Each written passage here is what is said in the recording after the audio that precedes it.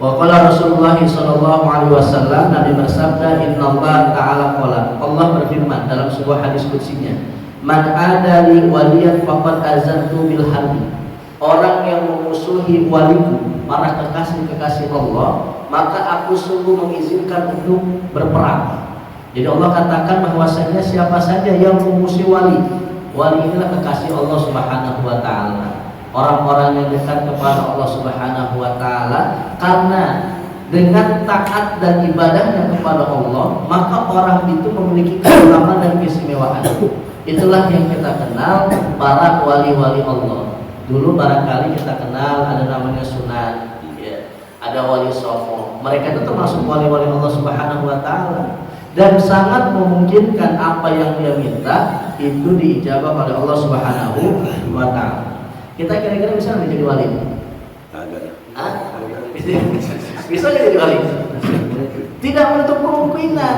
Ya, bisa kita melakukan jadi wali. Bagaimana tandanya? Yang pertama, wa ma taqarraba ilayya 'abdi bi syai'in ahabba ilayya mimma aftaratu alaihi.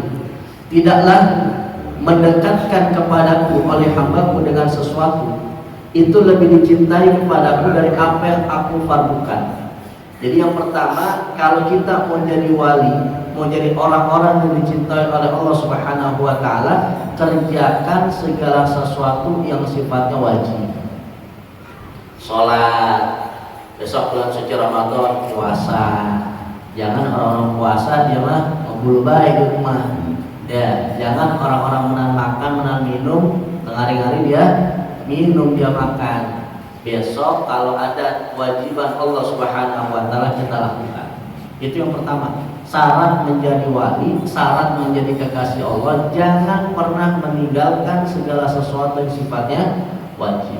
Maka oleh karena itu hampir perintah dan larangan Allah Subhanahu wa taala yang sifatnya wajib ataupun haram untuk kita lakukan, maka dimulai dengan kalimat ya ayyuhallazina amanu. Ya ayyuhallazina amanu kutiba alaikumusiyam. Hai orang-orang yang beriman, diwajibkan di atas kamu berpuasa. Artinya apa? Ketika ada ayat yang diawali dengan kalimat ya ayyuhallazina amanu, hai orang-orang yang beriman, di situ ada perintah atau larangan Allah yang ingin disampaikan kepada kita sebagai hamba. Dan kita jangan tertipu nih, jangan maklur. Ada orang yang kita anggap sebagai wali. Kalau di kampung kita orang itu dianggap dekat sama Allah, biasanya punya apa? Keistimewaan. Ya, bisa ngilang, bisa terbang. Ya, kalau orang dulu kayak gitu. Kalau kita lihat orang tersebut sholatnya nggak pernah sholat, ibadahnya juga jarang, ke masjid apalagi, lalu punya kelebihan, itu bukan karamah dari Allah Subhanahu wa taala, melainkan istidraj. Namanya dan istidraj bukan dari Allah, itu dari setan.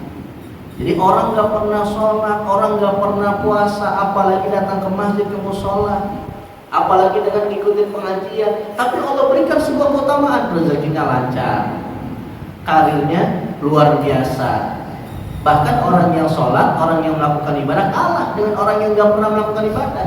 Kita jangan merasa iri dengan orang kayak gitu.